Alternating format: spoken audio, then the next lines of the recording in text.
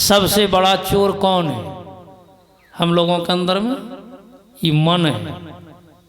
मन को पकड़िए। मन पकड़ा नहीं जाता। जिस दिन मन पकड़ में आ जाएगा काम बन जाएगा। फिर कहाँ चले जाएंगे हम लोग? शिवनारायण स्वामी कहते हैं, शशि ना सूर दिवस ना रजनी, नहीं शाम नहीं भोर, आप देखे तो कर मिटावत शिव नारायण हो। अपने आप का जहाँ ज्ञान हो जाएगा वही तो मोक्ष है, वही तो मुक्ति है। और वो बाहर में कहीं नहीं होगी, अपने अंदर में होगी। तीर्थधाम में भी जाने से नहीं होगा। इसीलिए पलटू साहब लिखते हैं, सात पुरी हम देखिया, देखा चारों धाम, देखा चारों धाम, सवन में पत्थर पानी, कर्मन के बस पड़ा जीव मुक्ति की राह भुलानी, चलक चलक पक थके छीन भई अपनी काया, काम क्रोध नहीं मिटे बैठ के खूब नहाया, ऊपर डाला धोए मैल दिल बीच समानी, पाथर में गया भूल संत के मरमो न जानी, पलटू नाहक पचमुए संतन में है नाम, और सात पुरी हम देखिया, देखा चारों धाम। कहीं चले जाइए क्या मिलेगा? पत्थर और पानी, इसके सिवा कहीं कुछ नहीं मिलेगा। ये जीव कर्म के बंधन में फंसा हो, इसी से छुड़ाना है। तो इसके लिए आपको अंदर में ही चलना पड़ेगा। आवरण का भेदन होगा। हम लोग कहाँ पड़े हुए हैं? परमाराध्य श्री सदगुरु महाराज की अमृतवाणी है, तू तो उतर पड़ियो तब माही, अंधकार में पड़े हुए। अब पीव निशब्द में, याही ते पड़ी गयो दूर चलो निशब्द में। निशब्द में जाना है, बड़ी लंबी दूरी है। इसी को कहते हैं लंबा मार्ग दूरी घर। बहुत लंबा मार्ग, कहने के लिए तो बड़ा शॉर्ट है, छोटा है, लेकिन बड़ा लंबा मार्ग है। विकट पंथ बहुमार, चलने में अनेक तरह की कठिनाइयाँ होती है। जो चलते हैं उनको पता चलता है, चलने वाले को पता चलता है। इसलिए हम लोग अपने अंदर में चले, गुरु संबल लेकर के आगे बढ़ेंगे, अंधकार खत्म होगा, प्रकाश में जाएंगे। ये भी आवरण है, इनका भी भेदन करना पड़ेगा। और इसके आगे है शब्द, शब्द के पार में जाएंगे तब है निशब्द। अभी तो हम लोग अंधकारे में पड़ा रहे भूमि पर, अचुअंचा आकाशा, आकाश छू सकेंगे नहीं। इसी के लिए धीरे धीरे उठाइए। संत महात्माओं ने इसके लिए प्रयास किया, बहुत प्रयास किया। अब प्रयास करके उन्होंने सफलता पाई है, तब हम लोगों को बता रहे, तब बता रहे, ऐसे नहीं बता रहे। अभी हम लोग सुन रहे थे कि योग को महर्षि पतंजलि ने 8 भाग में बांट दिया। प्रत्येक को पूरा करना पड़ेगा, जिसमें सबसे पहला क्या है? यम है और नियम है। यम का भी भेद सुन ही रहे थे हम लोग। इस यम नियम में हम लोग प्रायः फेल करते हैं, इसीलिए योग में सफलता नहीं मिल रही। आप कहेंगे सो यम नियम क्या आज हम लोग फेल करते हैं? विचार करके देख लीजिए। सत्य है, सत्य में हम लोग फेल है कि पास? दूसरा कोई नहीं बताएगा, अपने से बताइए। फेल है, इसमें कहीं न कहीं फेल है। अहिंसा, किसी भी तरह की हिंसा नहीं होनी चाहिए। इसलिए संतों ने कहा कि हर एक काम में हिंसा होती। हम लोग चलते हैं, हिंसा होती कि नहीं? स्नान करते हिंसा होती है, छोड़ दें? नहीं, इसको अनिवार्य हिंसा कहा गया। इसका प्रायश्चित होता है। और यहाँ जो चर्चा हो रही है वार्य हिंसा की। वार्य हिंसा मतलब जो हिंसा नहीं करनी चाहिए वो मत कीजिए, तब आगे बढ़िएगा। आस्ते मतलब चोरी नहीं करनी, अपरिग्रह, आवश्यकता से अधिक संग्रह नहीं होनी चाहिए। उतना भर तो सबको चाहिए, बाबू हो कि बाबा, उतना तो सबको चाहिए भाई।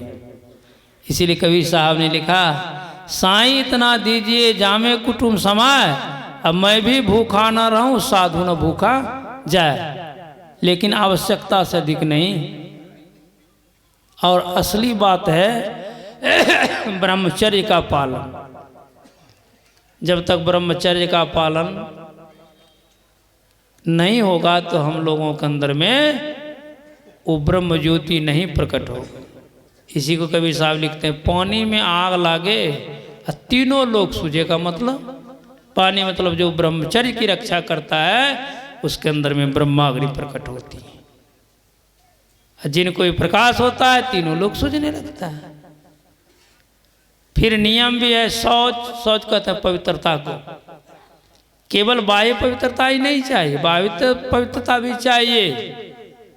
ज्ञान शौचं परित्यज्य वायु रमते नरः स्वमूढ़ं कांचनं त्यक्त्वा लोषार गिरान सुव्रत, कि जो आंतरिक शौच को छोड़ करके केवल बाह्य शौच में लगा रहता है, वो मिट्टी का ढेला छोड़कर, सोने का ढोला छोड़ करके मिट्टी का ढेला लेता है, मतलब घाटे का सौदा कर रहा। इसलिए बाहर भी पवित्रता से रहिए। अंदर कैसे पवित्र होगा? तो व्यभिचार नहीं कीजिए, काम क्रोध लोभ नहीं होगा, अंदर से पवित्र हो जाएंगे। संतोष, ये सबसे बड़ी बात। हम लोगों को संतोष है नहीं। हम लोगों की क्या स्थिति है? जौ 10 20 50 भय सत होई, 1000 तो लाख मंगेगी, कोटि अरब खरब असंग धरापति होने की चाह जगेगी, पृथ्वी पाताल राज करो, कृष्णादिक आदिक आग लगेगी, और सुंदर एक संतोष बिना सठ थी तो भूख कभी न मिटे। किसी की पूर्ति हुई है संसार में? अरबपति खरबपति जितने हैं हुई है किसी की पूर्ति? नहीं, पूर्ति उन्हीं की हुई है जिन्होंने संतोष धारण किया। गोज धन गज धन बाज धन और रतन धन खान, जब आए संतोष धन तो सब धन धूरी समान। इसलिए इस धन को प्राप्त कीजिए, बहुत बड़ी आवश्यकता है इनकी। तो उसके बाद है तप। तप किसको कहते हैं? शास्त्र में चर्चा आई है, विशेष व्याख्या में नहीं करूंगा। ब्रह्मचर्य से बढ़कर के दूसरा तप नहीं है। फिर भी हम आप जो घंटों घंटा बैठते हैं, ये भी तप है। उसके बाद है स्वाध्याय, अपने आप का अध्ययन करना, सत्शास्त्रों का चिंतन करना, और ईश्वर प्रणिधान। जो कुछ हम करें परमात्मा में समर्पित होकर के करें, ईश्वर प्रणिधान है। ये यम नियम है। उसके बाद है आसन। इसमें भी हम लोग फेल करते हैं। किन्हीं का आसन ठीक होता है? बैठ सकते हैं 1 घंटा 1.5 घंटा एक आसन से? नहीं बैठ सकते हैं, तब कैसे होगा? कबीर साहब कहते हैं, बैठे चूत तब निकले सो। इसीलिए आसन को दृढ़ कीजिए। जिस आसन से आपको सुखद हो उसी आसन से बैठे, लेकिन देर तक बैठे। थोड़ा प्रयास कीजिए, शरीर को सीधा करके बैठिए। ये हुआ आसन। उसके बाद है प्राणायाम। प्राणायाम क्या है? ये हठयोग की प्रक्रिया। ये हठयोग स्वतः होता है राजयोग में। श्वास प्रति श्वास की प्रतिक्रिया, आप सीधा होकर के बैठेंगे ना, ये क्रिया स्वतः हो जाएगी। और फिर धारणा होगी। धारणा कैसे? धारणा के लिए क्या करना पड़ेगा? प्रत्याहार करना पड़ेगा। प्रत्याहार किसको कहते हैं? ये तो सबको पता होगा। हम लोग बैठते हैं ध्यान करने के लिए, मन भाग जाता है। कहाँ से कहाँ जाता है दूसरा कौन बताए? और सब किन्हीं का होता है, 1-2 की बात नहीं है। एक बार परम पूज्य गुरुदेव बाबा श्री संत साई स्वामी जी महाराज के पास में बैठा हुआ, एकाएक को कहने तो अंतर्जामी थे। कहा कि देखिए, जिस समय हम कुप्पा घाट के व्यवस्थापक थे ना, तो गुरु महाराज बोले कि साईं बाबा पुरानी महासभा की जो कार्यालय है उसके सामने जो वृक्ष है वो नहीं कटने पावे। हम गुफा में बैठे हैं ध्यान करने के लिए, अब ख्याल वही जाता है। बस उठ करके हम गए देखने के लिए, तो देखे तो कहा कि नहीं वृक्ष नहीं कटेगा, गुरु महाराज की आज्ञा का उल्लंघन नहीं हो। कैसे महापुरुष थे वो, हमारे मन में इस तरह की बात भी हो, अपने पर लेकर के समझा देते हैं। इसीलिए कहते हैं दादू सृजन सबका मन भागता है, सब चले जाते हैं, इसलिए उसको लौटा लौटा करके अपने जगह पर लगाइए। यही है प्रतिहार, ऐसे ही करे प्रतिहार, तब होगी धारणा। धारणा जब अंदर में टिकेंगे तब ध्यान होगा, तब समाधि होगी। स्वामी विवेकानंद जी ने कहा कि जो अपने अंदर में मात्र 14 सेकंड टिक जाते हैं, मात्र 14 सेकंड, ये है धारणा। जो 144 सेकंड टिक जाते हैं यही है ध्यान, और जो 1440 सेकंड टिक जाते हैं यही है समाधि, जहाँ सारे दुखों का समाधान है, जिसको मोक्ष कहते हैं। एक ही स्थान है परमात्मा की प्राप्ति का स्थान, इसलिए इस तरह की साधना करते रहेंगे, आज न कल हम लोगों को सफलता मिलेगी, जीवन सफल धन होगा। समय बता रही है कि चुप हो जाए तो बड़ी अच्छी बात है, इसलिए मैं अपनी वाणी को विराम दे रहा हूँ। और आप लोगों से पुनः मैं निवेदन कर रहा हूँ कि एक बार और पूरी मस्ती के साथ उच्च स्वर में सदगुरु महाराज की जय घोष करें।